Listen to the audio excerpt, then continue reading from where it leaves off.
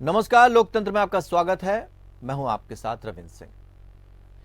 उत्तराखंड का मशहूर कस्बा जोशीमठ लगातार धंसता जा रहा है, जिस वजह से यहां के ज्यादातर घर और इमारतों में दरारें आ गई हैं। ऐसे में अब दरार जो आ चुकी है इन इमारतों और घरों में उन्हें तोड़ने का काम भी शुरू हो गया। दरअसल जोशीमठ अकेला शहर नहीं है जो विध्वंस की कगार पर है। विशेषज्ञों का कहना है कि उत्तरकाशी, नैनीताल पर भी बड़ा खतरा मंडरा रहा है। विशेषज्ञों ने चेतावनी दी है कि यह कोई अकेली घटना नहीं है। जोशीमठ की तरह हिमालय की तलहटी में कई अन्य कस्बों में भूधंसाव का खतरा है। जोशीमठ भूधंसाव में से सबक लेते हुए उत्तराखंड सरकार ने प्रदेश के सभी पर्वतीय शहरों का वैज्ञानिक और तकनीकी सर्वेक्षण कराने का निर्णय लिया। मुख्यमंत्री पुष्कर सिंह धामी के मुताबिक जिन शहरों की भार वहन क्षमता अधिक पाई जाएगी उनमें निर्माण पर रोक लगाई जाएगी। दरअसल जोशीमठ भूधंसाव का कारण शहर की भार वहन क्षमता से अधिक निर्माण भी माना जाता है। भार वहन मतलब कितना भार वो सह सकता है वहां की जमीन। मुख्यमंत्री पुष्कर सिंह धामी भी इस बात से इत्तेफाक रख रहे हैं। उन्होंने कहा कि जोशीमठ की जो घटना हमारे सामने आई है वो निश्चित तौर पर हमें भविष्य के लिए सचेत कर रही है। खबर देखते हैं, फिर चर्चा को आगे बढ़ाते हैं।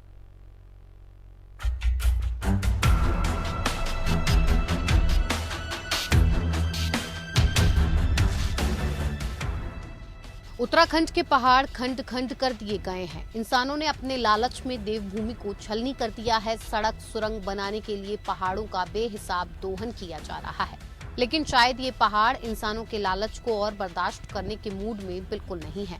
तभी तो आए दिन उत्तराखंड से लैंडस्लाइड और हिमस्खलन की खबरें आ रही हैं। अत्याधुनिक और धार्मिक शहर जोशीमठ डूब रहा है। इस शहर में त्रासदी आई है जिसे खुद मानव जाति ने बुलाया है। जोशीमठ अकेला शहर नहीं है जो डूबने की कगार पर है।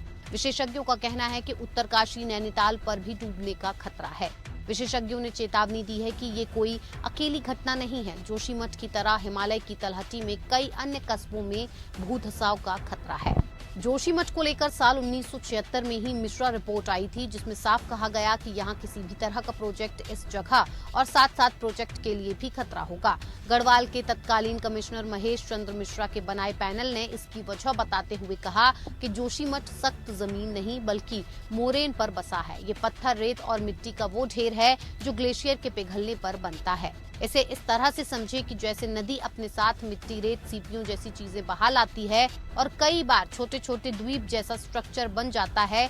ग्लेशियर भी एक नदी की ही तरह काम करता है और अपने साथ कई चीजें लाता है। ये ठोस जमीन नहीं होती बल्कि नीचे खोखला स्ट्रक्चर होता है। भूधंसाव सबसे बड़े अनदेखे पर्यावरणीय परिणामों में से एक है, क्योंकि स्थानीय क्षेत्र के भूविज्ञान की परवाह किए बिना अंधाधुंध कंस्ट्रक्शन किया गया। जोशीमठ में कई पावर प्लांट लगाए जा रहे हैं। शहर के नीचे सुरंग बनाई जा रही है और इसके लिए कई ब्लास्ट भी किए गए हैं। जोशीमठ बद्रीनाथ, हेमकुंड साहिब और शंकराचार्य मंदिर की ओर जाने वाले पर्यटकों का केंद्र है। इसके मद्देनजर बड़े पैमाने पर इंफ्रास्ट्रक्चर डेवलपमेंट का काम हुआ। वैज्ञानिकों का कहना है कि समस्या सिर्फ इतनी नहीं है कि इन गतिविधियों को अंजाम दिया गया है, बल्कि ये भी है कि ये काम अनप्लान्ड और अक्सर अवैज्ञानिक तरीके से किए गए। जोशीमठ भूस्खलन से जमा हुई मिट्टी पर बसा हुआ है। शहर की नीचे की मिट्टी ढीली है। माना जाता है कि ये क्षेत्र कभी ग्लेशियर के अधीन था, इसीलिए यहाँ की मिट्टी बड़े निर्माणों को सपोर्ट नहीं करती है। हालांकि मौजूदा स्थिति में अचानक ट्रिगर के पीछे मुख्य कारण मेन सेंट्रल थ्रस्ट का पुनर्सक्रियन है। ये भूवैज्ञानिक दोष है, जहां भारतीय प्लेट ने हिमालय के साथ साथ यूरेशियन प्लेट को नीचे धकेल दिया है। जोशीमठ के अलावा उत्तराखंड के कई और शहरों पर खतरे की घंटी बज रही है। जोशीमठ की तरह नैनीताल भी निर्माण के अनियंत्रित प्रवाह के साथ पर्यटन के भारी मुकाबलों का अनुभव कर रहा है। ये शहर कुमाऊं लघु हिमालय में स्थित है और 2016 की एक रिपोर्ट बताती है कि टाउनशिप का आधा क्षेत्र भूस्खलन से उत्पन्न मलबे से ढका हुआ है।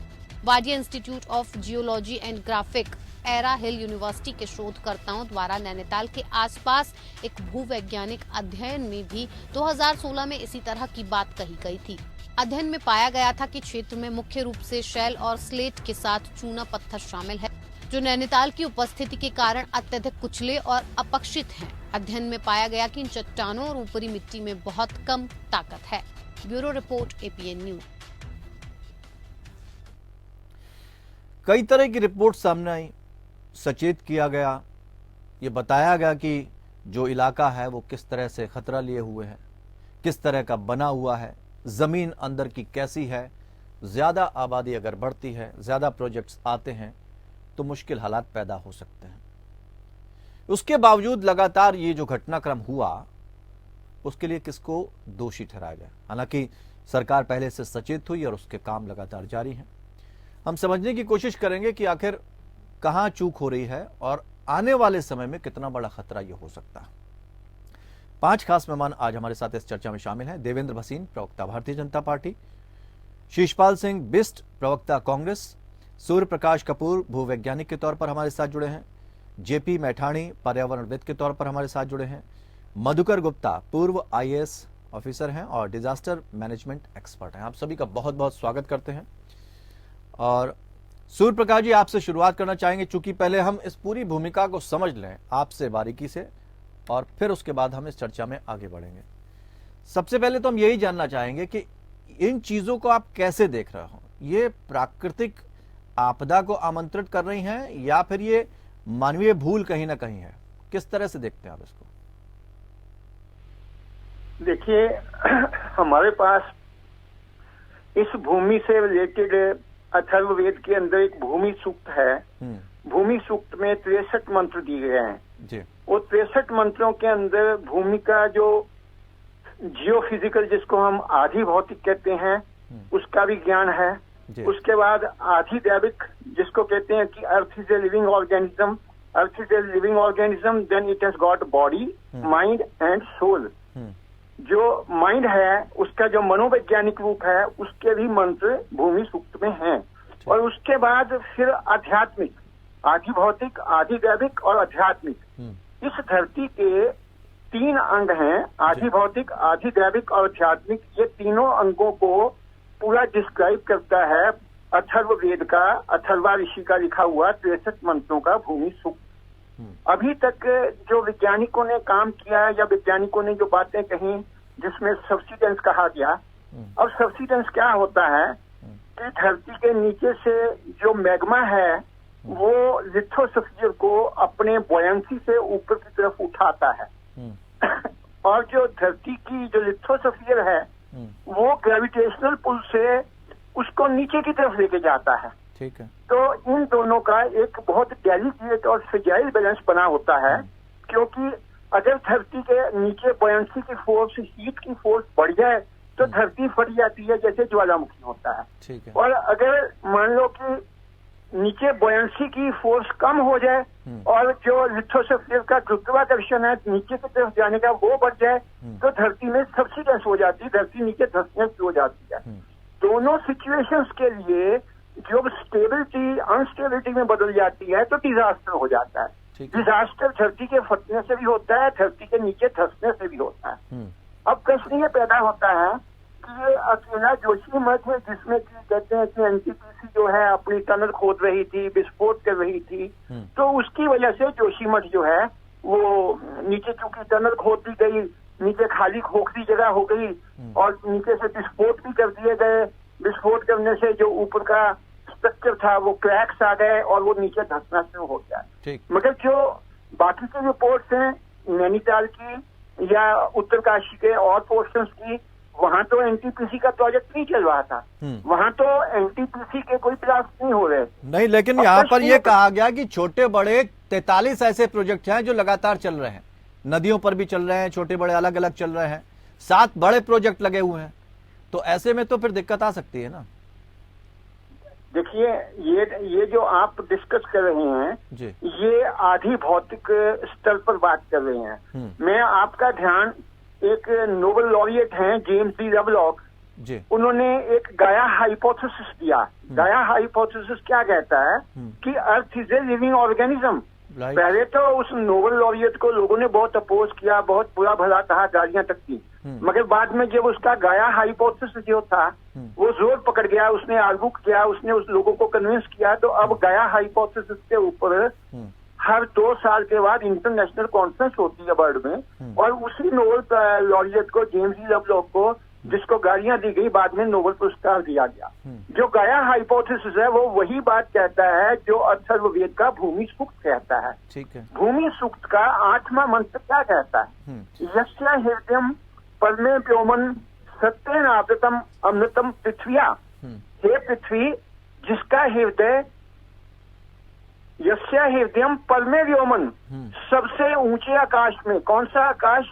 ये जो यूनिवर्स है, इसका जो स्पेस है, इससे बाहर जो जगह है उसको परम व्योम कहते हैं। ठीक है। यस्य हृदयम परमे व्योमन सत्येन आवृतम, सत्य लोक में, 7वें आसमान में, सत्य लोक में सत्य से ढका हुआ अमृतम, वो जो अमृत पुंज है, वहां से ये धरती का जो हार्ट बीट है, जो ईसीजी है, वो कंट्रोल होता है।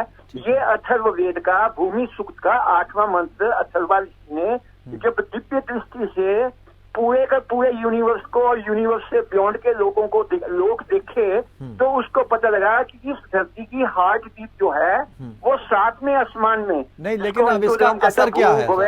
ये थोड़ा सा हमें बताने की कोशिश करें। जो अब टेरेन का जो खतरा बढ़ रहा है, वो और कौन कौन से इलाके उसकी जद में आ जाते हैं, और ये सिर्फ जोशीमठ तक ही सीमित है या अभी और बाकी लंबा दायरा इसका है? देखिए, ये हिमालय है, हिमालयन जियोथर्मल बेल्ट जो है वो इंडोनेशिया से शुरू होकर हिंदू कुश पर्वत तक जाती है। ठीक है। This is the second largest geothermal belt of the world. पहली जो सबसे बड़ी जियोथर्मल बेल्ट है वर्ल्ड की, वो है पैसिफिक ओशन में रिंग ऑफ फायर। उसके बाद हिमालयन जियोथर्मल बेल्ट आती है। तो ये आप एक जोशीमठ को, पंजाबी में कहावत है ना कि एक बर्तन को क्यों रोती है, ये तो आवा उठा हुआ। ये जो हिमालयन जियोथर्मल बेल्ट है, इसके अंदर आप नैनीताल की बात कीजिए, उत्तरकाशी की बात कीजिए, रुद्रप्रयाग की बात कीजिए, जोशीमठ की बात कीजिए, ये हिमालय जो है जम्मू कश्मीर, हमारे हिंदुस्तान का हिस्सा जो हिमालय है, जम्मू कश्मीर, हिमाचल, उत्तराखंड, आगे ये नेपाल को क्रॉस करता हुआ नॉर्थ ईस्ट के 7 स्टेट हैं, उसके नीचे अंडमान तक जाता है। ये जो हिमालयन जियोथर्मल बेल्ट है, इसके अंदर फोल्डेड माउंटेन्स है। फोल्डेड माउंटेन्स का मतलब होता है कहीं क्रेस्ट होती है, कहीं क्रफ होती है। तो जो क्रेस्ट है वो भी लंबी है, जो क्रफ है वो भी लंबी है। हम हिंदी भाषा में क्या कहते हैं? हिमालय के पर्वत की चोटियों की श्रृंखला। जो श्रृंखला शब्द है उसको आप समझिए। तो ये जो श्रृंखला है, ये कोई 100-200 किलोमीटर लंबी नहीं होती, ये हजारों किलोमीटर में होती है। ये जो सब्सिडेंस हो रही है, इसको आप जितने मर्जी अपने एनडीआरएफ लगा दीजिए, जितने मर्जी एसडीआरएफ लगा दीजिए, जितने मर्जी जियोलॉजिकल सर्वे ऑफ इंडिया के आरटी बुला लीजिए, जितने मर्जी रिट्रोफिटिंग की कैलिफोर्निया के जो सिस्मोलॉजिस्ट है उनको बुला लीजिए, ये एक आधी भौतिक आस्पेक्ट के ऊपर जोर दे रहे हैं। धरती के आधी भौतिक के साथ साथ आधी दैविक और आध्यात्मिक पक्ष को भी देखना पड़ेगा। जैसे मैंने आपको वेद के अंदर बताया कि इस धरती का हृदय 7वें आसमान में, पुराण के अंदर एक श्लोक आता है, वो क्या कहता है? गोभी विप्रष्ट सती भी दम्बाधी भी अलुप्त दांश सप्तभी धारित मही।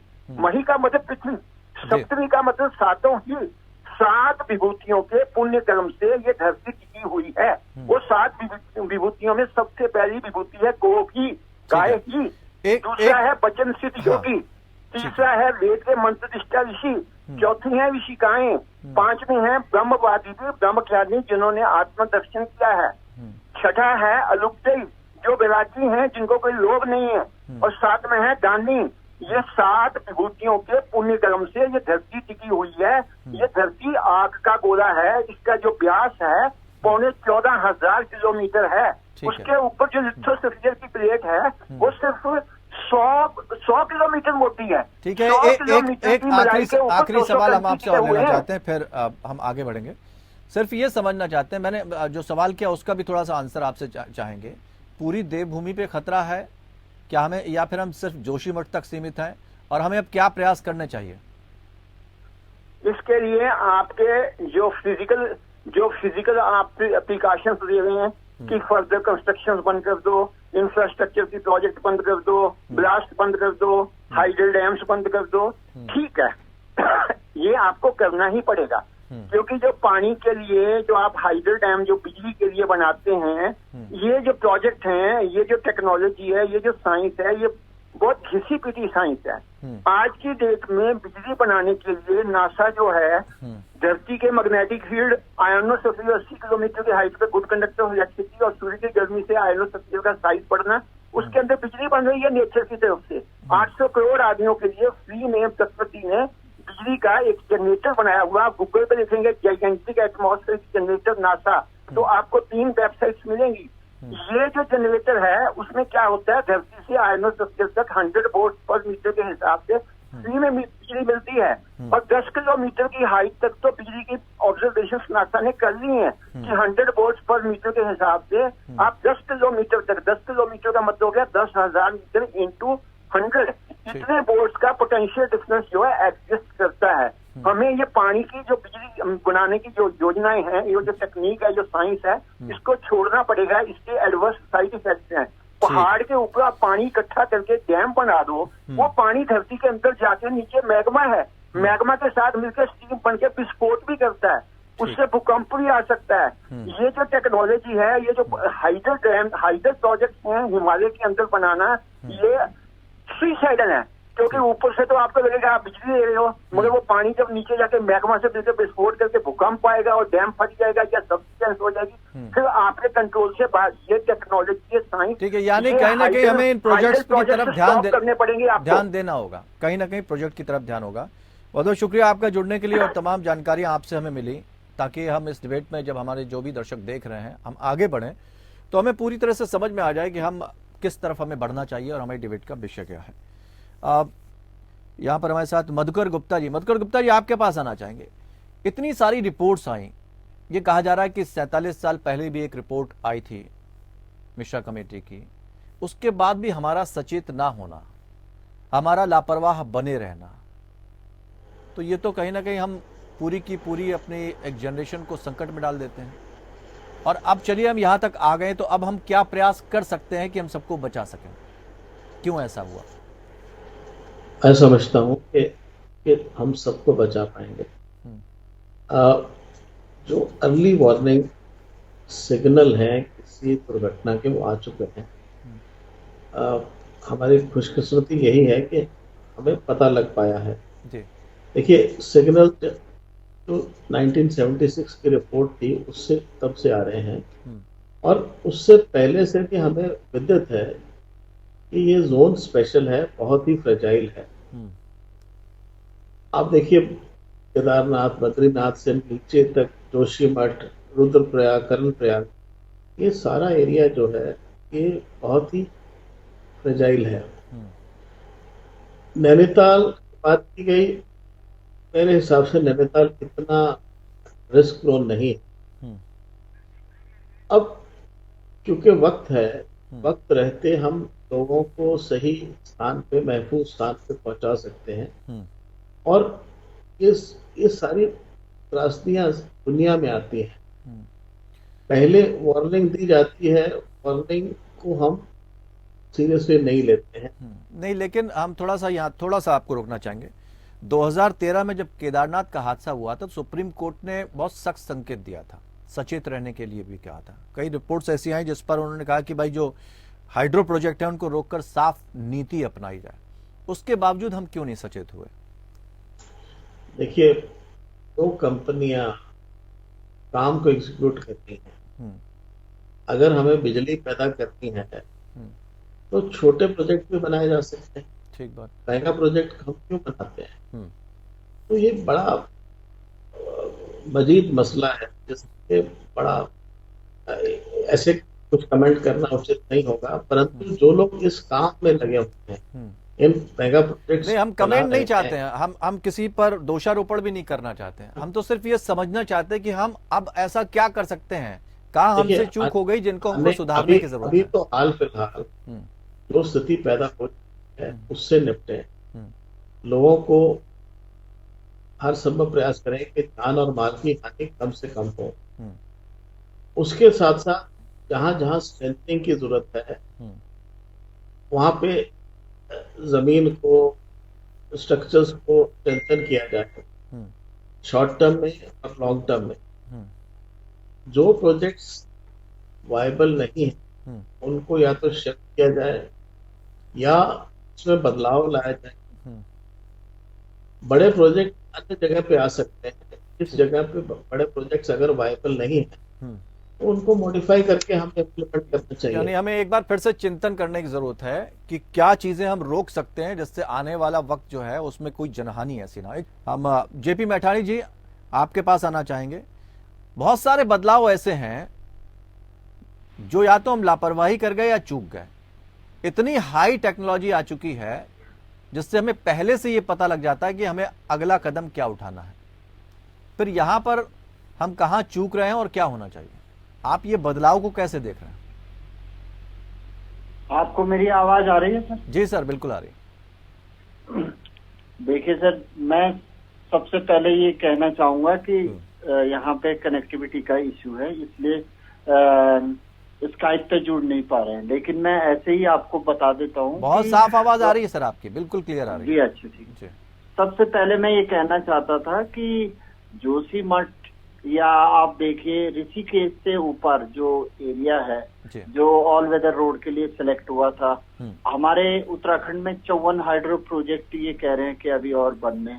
जोशीमठ की जो घटना है उसे तो मैं पूर्णतः मैन मेड डिजास्टर बोलता हूँ, क्योंकि मैं यहीं का निवासी हूँ और मैं इस क्षेत्र में 1997 से काम कर रहा हूँ। 1996-97 में हमने एक लेख लिखा था, उसमें हमने लिखा था कि औली और जोशीमठ का अस्तित्व खतरे में है, क्योंकि जोशीमठ नगर के ठीक नीचे से अलकनंदा नदी बहती है। अलकनंदा नदी के ठीक ऊपर गांव है सेमा और कमद। ये सेमा और कमद गांव 1985 से 1991 के दौर में सुनील औली के नीचे शिफ्ट किए गए। अब एक तरह से ये मेन सेंट्रल थ्रस्ट जो जाता है हमारा हेलंग पीपल कोटी से आगे और ये तिब्बत की तरफ चले जाता है। मेन सेंट्रल थ्रस्ट के आसपास मुझे लगता है कि हमको इस तरह के बड़े हाइड्रो प्रोजेक्ट जिसमें पृथ्वी की अंदरूनी सतह को कमजोर किया जाता है, उस तरह के बड़े हाइड्रो प्रोजेक्ट को अनुमति नहीं देनी चाहिए थी। दूसरी बात, हेलंग से और मारवाड़ी तक एक बाईपास रोड बन रही है जिसका निर्माण बॉर्डर रोड ऑर्गेनाइजेशन कर रहा है। उधर सेलंग से और तपोवन तक अंडरग्राउंड टनल का निर्माण कर रही है एनटीपीसी। ठीक है। हमारे साथियों ने और हमने काफी समय से इस पर बात उठाई थी और हमने 24 दिसंबर 2009 को जब एनटीपीसी की टनल बोरिंग मशीन टनल में फंस गई थी, तब भी हमने कहा था कि इस तरह के बड़े भूगर्भीय हलचलें लाने वाले हाइड्रो प्रोजेक्ट इस जोशीमठ जैसे नगर के लिए उपयुक्त नहीं है। जोशीमठ नगर पूर्णतः गोरसों टॉप और लॉर्ड कर्जन पास से नीचे औली, औली के नीचे सुनील, सुनील के नीचे हेलीपैड, मनोहर वार्ड और सती मोहल्ला, फिर नरसिंह मंदिर, फिर नरसिंहधार, फिर आपका उर्गम कॉलोनी, फिर विष्णुप्रयाग प्रोजेक्ट की कॉलोनी जहां पानी बाहर निकल रहा है। ये पूरा सॉलिफिकेशन जोन है, यानी कि यह एक पुराने हजारों वर्ष पुराने मलबे पे बसा एक नगर है। इस नगर में मल्टी स्टोरी बिल्डिंग बनाने की परमिशन किसने दी? जब 1985 में जोशीमठ में पहली नगर पंचायत बनी, नगर पालिका बनी, तो जो ये लोग आज जो लोग हमने सुना है कि भाई सुना क्या, हम सुन रहे हैं कि दो बड़े होटल जो आपस में चिपक गए हैं, उसका होटल मालिक कह रहे हैं कि पहले हमारे मुआवजा दो तब हम डिमोलिशन करने देंगे, अन्यथा हम आत्मदाह कर देंगे। तो एक तो आपने क्या किया, हाइड्रो प्रोजेक्ट की वजह से अंडरग्राउंड टनल बनाई, लेकिन एनटीपीसी का कहना है कि टनल तो 1.1 किलोमीटर अंदर है जो कि हार्ड रॉक में, उस हार्ड रॉक का जो औली का सॉलिफिकेशन जोन का मलबा है उसके फिसलने में कोई योगदान एनटीपीसी के टनल का नहीं है, ये वो कहते हैं। लेकिन दूसरी तरफ 1976 में जो मिश्रा कमेटी बनी थी, 1975 में पर्यावरणविद चिपको आंदोलन के नेता चंडी प्रसाद भट्ट जी ने एक पत्र लिखा था इंदिरा गांधी को जोशीमठ की समस्या के बारे में, और उस समय जोशीमठ के जो अध्यक्ष थे शाह जी, उन्होंने भी उत्तर प्रदेश में नारायण दत्त तिवारी मुख्यमंत्री थे, उसने ये मांग रखी थी कि जोशीमठ के नीचे सुरक्षा दीवार बनाई जानी चाहिए। कई लोग स्टेक होल्डर थे, सिंचाई विभाग था, बॉर्डर रोड ऑर्गेनाइजेशन था, आईटीबीपी था, जल संस्थान था, इन सबको जोशीमठ के लिए एक सॉलिड प्लान और मिश्रा कमेटी की संस्तुतियों को पालन करने के लिए अधिकृत किया गया था। तो जोशीमठ में मानकों के विपरीत निर्माण कार्य कैसे हो गए? इसलिए हम ये कह सकते हैं कि जोशीमठ में प्रकृति से अत्यधिक छेड़छाड़ की गई और एनटीपीसी के सड़क सुरंग निर्माण और जो मारवाड़ी बाईपास बन रहा है जिसमें बड़े पैमाने पर डायनामाइट्स और विस्फोटकों का प्रयोग किया जा रहा है, इन सब ने जोशीमठ के ढाल को अस्थिर करने में अपना योगदान दिया है। लेकिन एक प्रोजेक्ट जो मैंने जितना पढ़ा है उसमें यह भी कहा गया कि 2000 मीटर से ऊंची जो जगह है वहां प्रोजेक्ट ना चलाया जाए, यानी उन्होंने ऊंचाई बता दी कि 1800 मीटर पे जोशीमठ है, तपोवन में एनटीपीसी का प्रोजेक्ट बनना, फिर जेलम तमक है, तमक जेलम है, एक और हाइड्रो प्रोजेक्ट ये नंदा देवी बायोस्फीयर के अंदर बना रहे हैं और आगे की तरफ जिस हाइड्रो प्रोजेक्ट से और ज्यादा लोगों को प्रॉब्लम हो सकती है। तो एक तरफ तो सरकार कहती है लाता तपोवन, मरकुड़ा लाता, ये जो हाइड्रो प्रोजेक्ट है ये धौली गंगा घाटी में हो रहे हैं। हमने अभी देखा सर 2021 में ऋषि गंगा का माइक्रो हाइडल प्रोजेक्ट तो पूरा वॉश हो गया, उसका पूरा मलबा एनटीपीसी के बैराज क्षेत्र में आ गया, कई निर्दोष लोगों को वहां मरना पड़ा। लेकिन इससे भी सरकारें चेती नहीं है। अब आप किसके लिए बनाना चाहते हैं हाइड्रो प्रोजेक्ट? क्या पहाड़ों में पर्वतीय क्षेत्रों में मनुष्य ना रहे या तो वैसे ही पलायन बहुत। चलिए इसका हम जवाब ले लेते हैं सर। देवेंद्र भसीन प्रवक्ता भारतीय जनता पार्टी भी हमारे साथ जुड़े हुए हैं और इसके साथ साथ शीशपाल सिंह बिष्ट प्रवक्ता कांग्रेस हमारे साथ जुड़े हैं। देवेंद्र भसीन जी, हमने एक अधिकारी के तौर पर मधुकर गुप्ता जी से भी जानकारी ली, कुछ कमेंट वो नहीं करना चाहते हैं, लेकिन जो भी बातचीत अभी हुई इतना में ये समझ में आ रहा है कि लापरवाही कहीं ना कहीं बढ़ती गई है। सरकार चेती लेकिन थोड़ा देर से। मैं आपके सामने दो बिंदु रखना चाहता हूँ जी। पहले तो जो वर्तमान की स्थिति और सरकार के द्वारा जो किए जा रहे प्रयास हैं उन पर मैं संक्षिप्त टिप्पणी रखूंगा, और उसके बाद जो भौगोलिक स्थितियां उसके बारे में जो मेरी जानकारी है और उसके बारे में आपके सामने अपना विषय रखूंगा। माननीय प्रधानमंत्री श्री नरेंद्र मोदी जी और मुख्यमंत्री माननीय श्री पुष्कर सिंह धामी जी ने जोशीमठ आपदा को पूरी गंभीरता से लिया, और यही कारण है कि माननीय मोदी जी स्वयं इसका मॉनिटरिंग कर रहे हैं और प्रधानमंत्री कार्यालय लगातार काम कर रहा है और केंद्र की टीम भी उत्तराखंड में आकर के अपने काम को शुरू कर चुकी है। इसी प्रकार से राज्य सरकार की टीम पूरी तरह से लगी हुई है।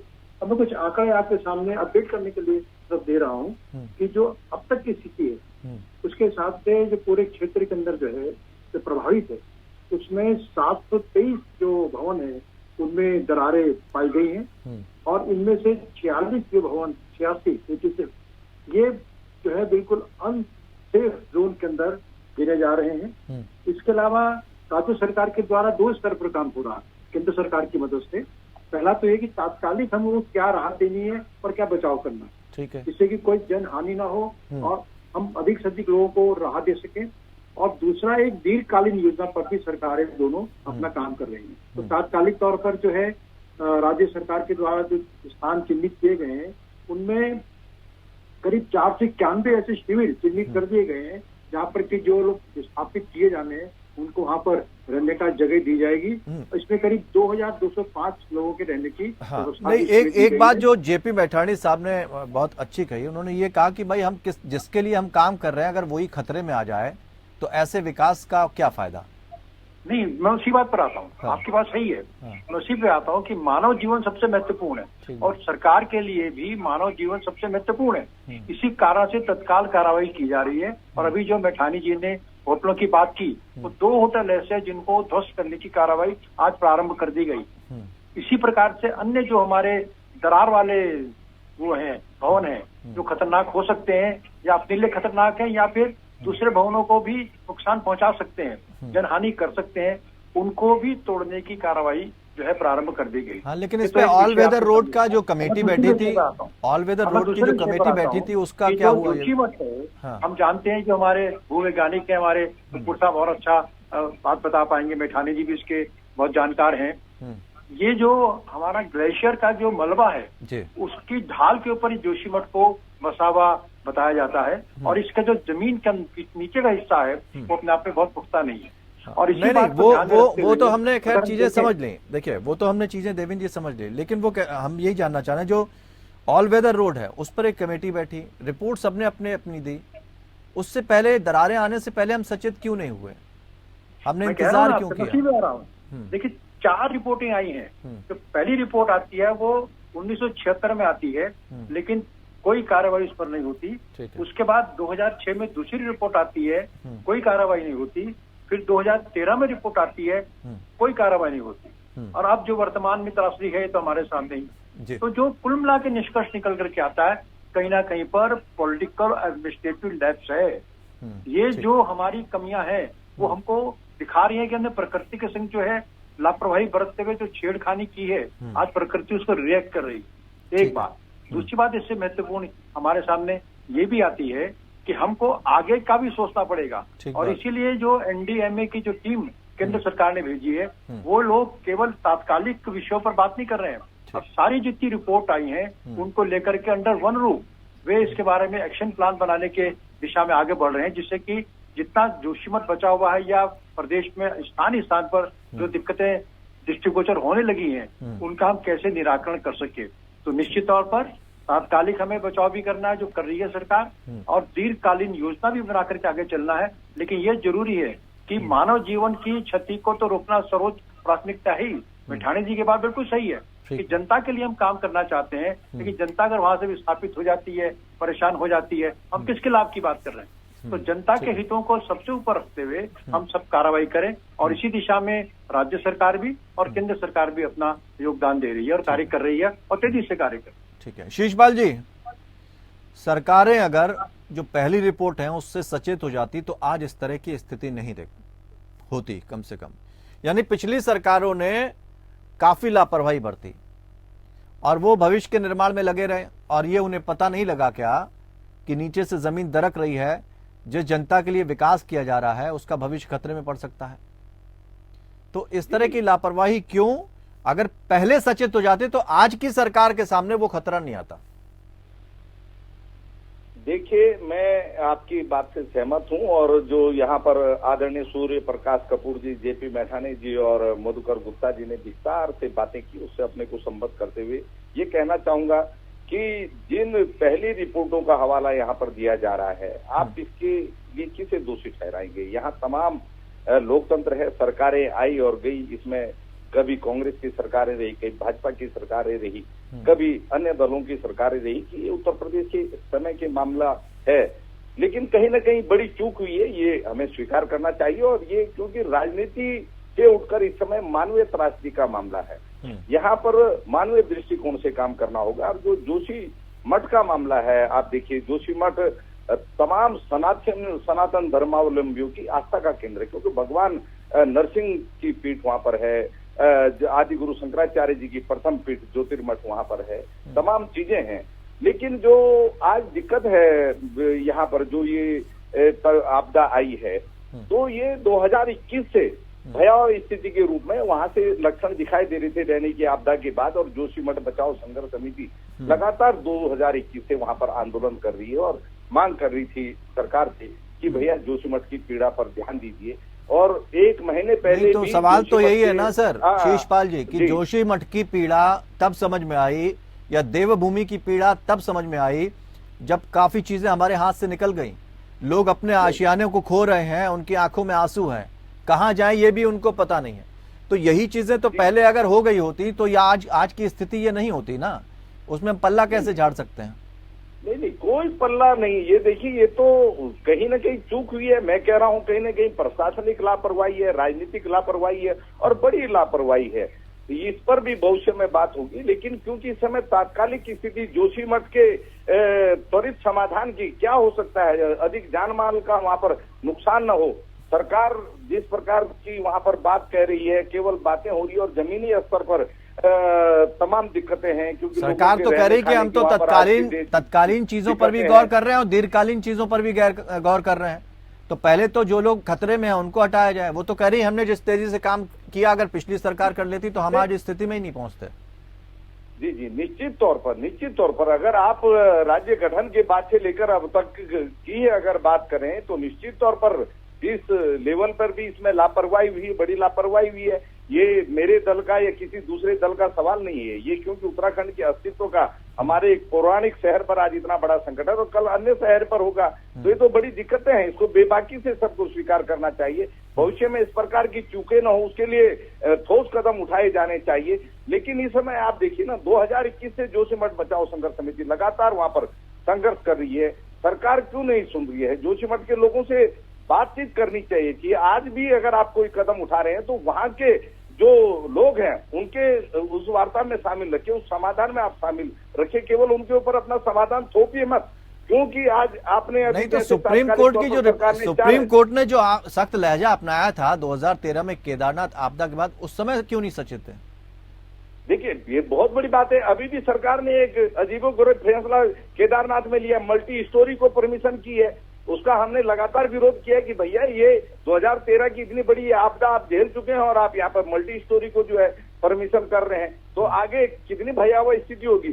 तो सरकारों को इस पर गंभीरता से विचार करना होगा। केवल आप कमर्शियल और पर्यटन से लाभ कमाने के बारे में न सोचें ना, इसकी प्राचीनता को भी, इसकी पवित्रता को भी बनाए रखना है। और अब तो खैर नई चर्चा छिड़ी गई है कि पूरे प्रदेश के सभी हिल स्टेशनों का, जहां भी सामरिक महत्व के या जनहित के नगर हैं, स्थान है, उनका सर्वे होगा। इन सर्वे में भी आप भूगर्भ विज्ञानियों की सलाह लें तो जो जियो फिजिकल सर्वे है वो करवाए सरकार, क्योंकि जो जियो इकोलॉजिकल सर्वे वो फिट नहीं है अपने में, उससे पता नहीं लगेगा। जियो फिजिकल सर्वे आप पूरे प्रदेश का करवाएं तो भविष्य में हो सके आप बड़ी त्रासदियों से बचें। लेकिन इस समय महत्वपूर्ण यह है कि जो जोशीमठ का पुनर्वास है ये नई टिहरी की तर्ज पर होना चाहिए। ये वहां के लोगों की बड़ी मांग है। इसको केवल आप ऐसे नहीं कि वहां पर पीपल कोटी या अन्य जगह जहां पर आप उनको विस्थापित करना चाहते हैं वो लोग होने के लिए तैयार नहीं है, क्योंकि आज तो वो अपने सैकड़ों वर्ष पुराने अपने शहर को खो रहे हैं। कल उनके सामने फिर नई संकट खड़े होंगे। तो सरकार अगर पुनर्वास करना ही चाहती है, कांग्रेस पार्टी लगातार मांग कर रही है कि इसको राष्ट्रीय आपदा घोषित किया जाए। राष्ट्रीय आपदा अगर घोषित करें तो उसके तहत इस पर कार्य होना चाहिए और एनटीपीसी को जिम्मेदार मान रहे हैं वहां की जनता। एक शब्द हम लोग हमेशा इस्तेमाल करते हैं शीशपाल जी, वो हम अब देवेंद्र भसीन जी आपसे जवाब चाहेंगे जितनी बातें पूछी हैं शीशपाल जी ने। एक होता है विश्वास, एक होता है अंधविश्वास। उसी तरह एक होता है विकास और एक होता है अंध विकास। तो अंधाधुंध विकास जो है वो तो कभी भी देखा जाए तो खतरनाक होता है। क्यों हम इस पर चिंतन नहीं करते हैं? और यही आरोप वो लगा रहे हैं कि जिस तरह से अंधाधुंध विकास हुआ, कम से कम वहां पर अगर होटलों को लेकर मनाही है, कुछ बनाए जाने को लेकर किसी भी तरह के निर्माण की मनाही है, फिर हम उस पर सचेत क्यों नहीं हुए? तब आप ये नहीं कह सकते कि हम पुरानी रिपोर्टों पे ही रहेंगे। देखिए, हम वर्तमान में बात कर रहे हैं। मैंने इसीलिए शुरुआत अपनी वर्तमान से शुरू करी थी। और इस समय केंद्र सरकार के भूवैज्ञानिक भी और उत्तराखंड के अंदर जो guardian institute of Himalayan geology है या दूसरे संस्थान है, उनके वैज्ञानिक भी पूरी गहराई से अध्ययन कर रहे हैं। दूसरी ओर अभी जो मुख्यमंत्री जी ने कहा है कि हम कैनिंग कैपेसिटी का पूरा प्रदेश का सर्वे कराएंगे, क्योंकि स्थिति ये होती है कि अगर वाहन क्षमता नहीं है, कैरिंग कैपेसिटी नहीं है और हम बोझ डाल देंगे, या भवन का बोझ डाल दें, किसी और रूप में बोझ डाल दें, तो निश्चित तौर पर पहाड़ दरकेगा।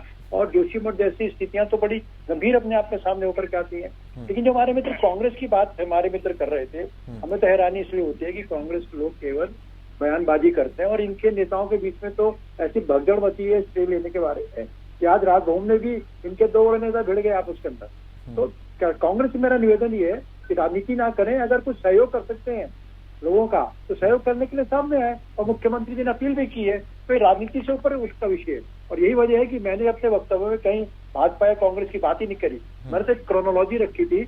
अब कांग्रेस के मित्र अगर इससे ऊपर उठ करके सोचेंगे तो बहुत अच्छा होगा। एक बड़ी त्रासदी है और सबका सहयोग, इसके मुख्यमंत्री जी ने भी सबसे अपील की है। तो मैं समझता हूँ कि जो चीजें चल रही हैं, और अभी सुप्रीम कोर्ट ने भी कहा है कि जो निर्वाचित सरकारें हैं, केंद्र की हो चाहे राज्य की हो, वो अपना काम कर रही हैं। और इस मामले पर जो PIL दाखिल की गई थी, सुप्रीम कोर्ट ने उसको तत्काल सुनने से मना कर दिया, उसके लिए बाद की डेट दी है। यानी कि सुप्रीम कोर्ट भी कहीं ना कहीं पर अंदर से इस बात से सहमत है कि जो कार्रवाई हमारी सरकारें कर रही है वो अपने आप में सही दिशा में जा रही है। शिशपाल जी क्या कहना चाहेंगे? देखिए, मैं आदरणीय देवेंद्र भसीन जी की इस बात से बिल्कुल सहमत नहीं हूं कि कांग्रेस इस मामले में सिरे लेने का प्रयास कर रही है। और आज राजभवन का इन्होंने जिक्र किया कि 2 नेता भिड़ गए, मैं स्वयं वहां पर उपस्थित था। हम मुख्यमंत्री जी से लगातार 4 दिन से समय मांग रहे थे, हमारे माननीय प्रदेश अध्यक्ष, वहां से समय नहीं मिला। हम जोशीमठ की आपदा के बारे में उनको सुझाव देना चाहते थे, लोगों की पीड़ा से मुख्यमंत्री जी को अवगत कराना चाहते थे, अपने कुछ सुझाव देना चाहते थे, नहीं मिल रहा था, इसलिए हम मुख्यमंत्री जी से मिलने जा रहे थे। वहां पर हमारे आदरणीय पूर्व प्रदेश अध्यक्ष प्रीतम सिंह जी भी थे, तो साथ में थे, कोई भिड़ने जैसी बात नहीं थी। हम सामूहिक रूप से वहां पर धरने पे बैठे और 6 बजे का समय मुख्यमंत्री जी ने हमें दिया और हमने महत्वपूर्ण सुझाव उनके सामने रखे हैं, जो जोशीमठ में इस आपदा में साथ में खड़े होने की बात है। तो कांग्रेस पार्टी वही प्रयास कर रही है। हमने एक कमेटी भी बनाई है कि इस आपदा की घड़ी में लोगों की किस प्रकार से मदद की जा सके। तो ये राजनीति का विषय नहीं है, क्योंकि लोगों ये साझी पीड़ा है सबकी, ये उत्तराखंड की पीड़ा है, हमारे पहाड़ के लोगों की पीड़ा है, इसको तो सामूहिक रूप से निपटना होगा। लेकिन जहां सरकार चूक करेगी तो हम सरकार को अवगत कराने का काम भी करेंगे, ये हमारी जिम्मेदारी है। तो चूक किसी एक सरकार ने तो की नहीं ना, अगर हम दोषी भी ठहराएंगे और ये देखेंगे तो फिर तो दोनों के ऊपर आरोप लग जाएंगे। आपने तो कहा कि ये अधिकारियों के ऊपर आपने आरोप थोप दिया। नहीं, देखिए आप ये पक्षपातपूर्ण बात ना करें। देखिए मैं ये कह रहा हूं कि आज वहां पर भयावह स्थिति, तो ये वर्तमान जो शासन कर रहे हैं, जो सरकार है, तो जिम्मेदारी उसकी है ना। आप बोलेंगे साहब ये कांग्रेस की सरकार की गलती है, सपा ये बसपा की सरकार की, तो आज उनको तो दोषी ठहराएंगे, खोजेंगे, तब तक तो भयानक स्थिति हो जाएगी, पता नहीं कितनी लोगों को जाने गंवानी पड़ जाएंगी। तो आज तात्कालिक तौर पर जो हमने नहीं, आपने दोषी ठहराया। हमने जब आपसे सवाल पूछा, हमने तो सबके समान, इस मुद्दे पर तो सबको समान रवैया अपनाना चाहिए, लेकिन आपने कहा इसके अधिकारियों के ऊपर आपने ठीकरा फोड़ दिया। नहीं, मैंने इसलिए कहा कहीं ना कहीं प्रशासनिक लापरवाही भी है। अगर कमेटियों की रिपोर्टें आई हैं, वो सरकारों के सामने अगर समय से पुटअप नहीं की गई है, अगर उस पर कार्रवाई क्यों नहीं हुई है, तो कहीं ना कहीं अगर फाइलें दबी पड़ी रही हैं, वो धूल उन पर चढ़ी रही है, तो ये कहने के प्रशासनिक लापरवाही और जवाबदेही भी तय होनी चाहिए। मधुकर गुप्ता जी, ठीक है, मधुकर गुप्ता जी वो कह रहे हैं कि सरकार को कुछ नहीं पता होता, अधिकारियों के पास सारी फाइलें होती हैं, तो आपका अधिकारियों का ये रवैया होना चाहिए या अधिकारियों को सचेत होना चाहिए कि वो सरकार को इन चीजों से अवगत कराए। अधिकारी सोते रहते हैं, इसलिए सरकारें काम नहीं कर पाती। देखिए, ये दोषारोपण का वक्त नहीं है, सक्रिय होने का वक्त है। विश्लेषण बाद में भी किया जा सकता है, पहले जो विषम स्थिति पैदा हो चुकी है हम उस पर बखूबी वो करें, उस पर पार पाएं, उसके बाद ये सब करें। देखिए,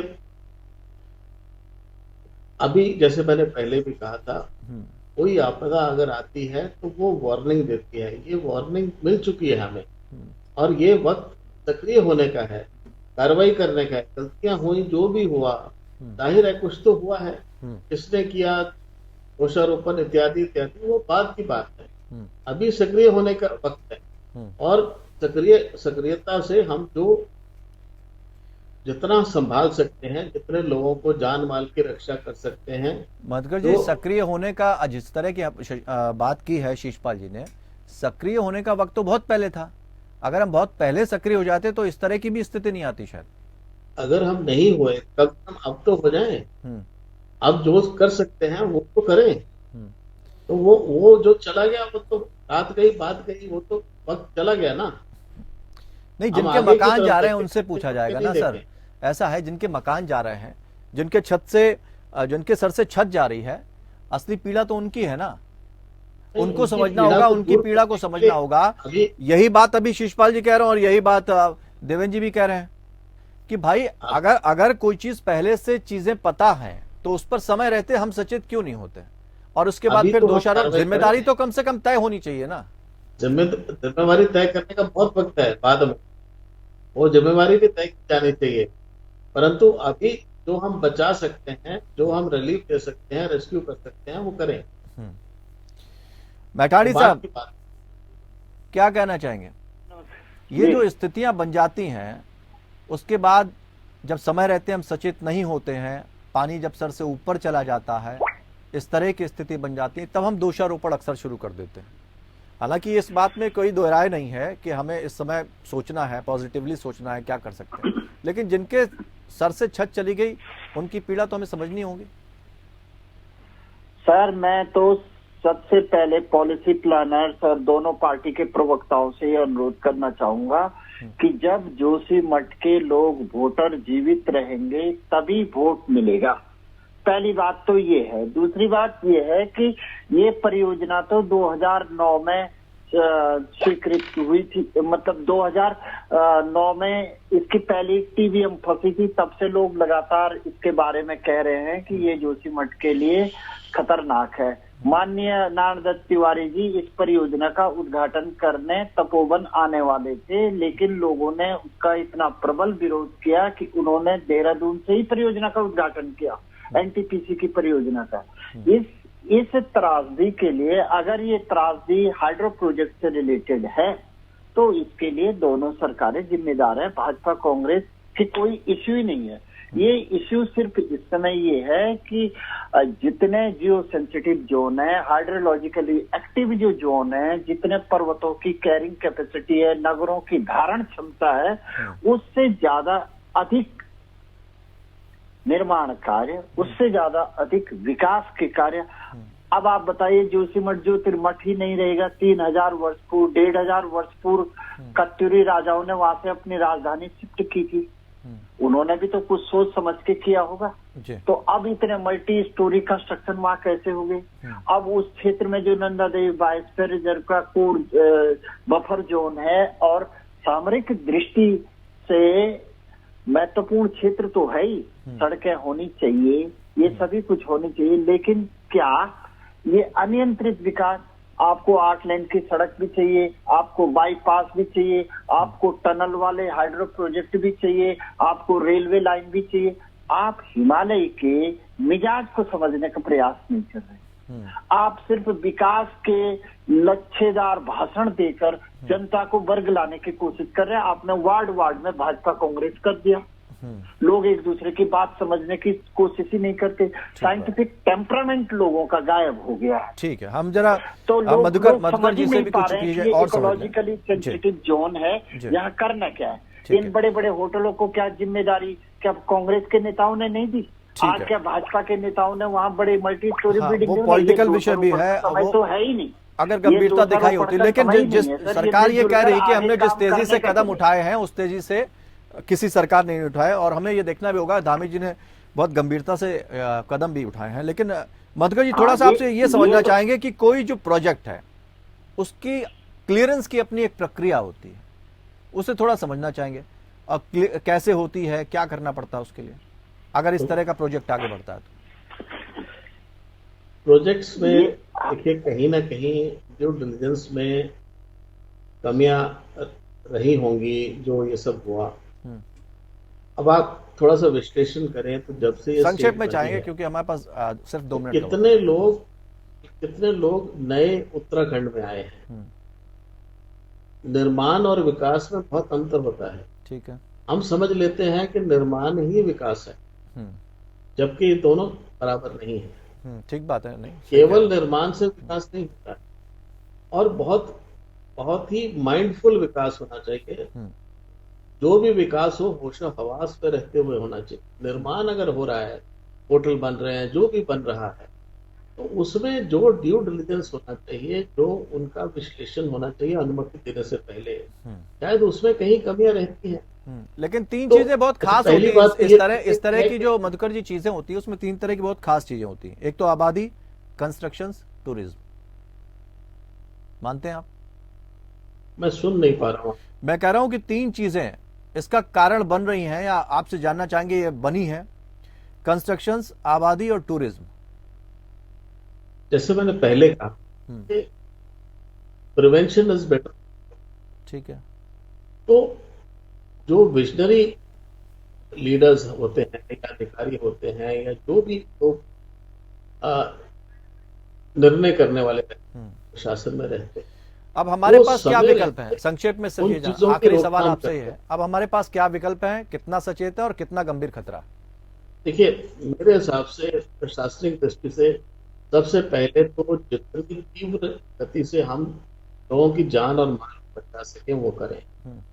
बात करने का वक्त नहीं है, कार्य करने, काम करने का वक्त। ठीक है, हमें बिल्कुल सक्रिय होके इस इशू को एड्रेस करना चाहिए, लोगों को साथ करना चाहिए। और जो मैं कह रहा हूँ, जी मैं भुज का जो भूकंप था उससे बड़ा भूकंप तो हमारे देश में बहुत सालों से नहीं आया। ठीक बात। मैं यूनाइटेड नेशंस था, 2 महीने में भुज, पहले दिन जब मुझे वहां भेज दिया गया, तो जब हमने लोगों को साथ लिया तो लोग भी हमारे साथ रखे। ठीक बात। तो हम लोगों का आह्वान करें, उनको भी कहें भाई ये दोषारोपण का वक्त नहीं है, रोने धोने का वक्त नहीं है, हम सक्रिय होके अब काम करने का वक्त है। ठीक बात है। बहुत बहुत शुक्रिया आप सभी मेहमानों का चर्चा में शामिल होने के लिए। जोशीमठ नहीं, पूरी देवभूमि पर खतरा मंडरा रहा है, लेकिन सवाल यह है कि हम कितना तेजी दिखाते हैं। और वर्तमान सरकार ने जिस तरह से तेजी दिखाई है, इसमें कोई शक नहीं है कि अगर पहले की सरकारें भी उतनी तेजी दिखा लेती तो आज हम इस स्थिति तक कम से कम नहीं पहुंचते। अब समय विकराल है, समझना होगा, क्योंकि लोगों की बात है, लोगों की जिंदगी की बात है। और विकास भी तभी ठीक लगता है जब लोगों की जिंदगी सही रास्ते पर चलती है, वरना ऐसे विकास से कोई फायदा नहीं होता। फिलहाल देवभूमि पर खतरा है, लेकिन जल्द हम सचेत हो गए और उसके लिए प्रयास किए जा रहे हैं कि हम जल्द से जल्द कोई ऐसे कदम उठाएं या आपसी बैठक करके उसमें निर्णय निकालकर कुछ फैसले लेकर देवभूमि को किसी तरह से बचा ले जाए। तो अब समय सचेत रहने का है। फिलहाल इतना ही। नमस्कार।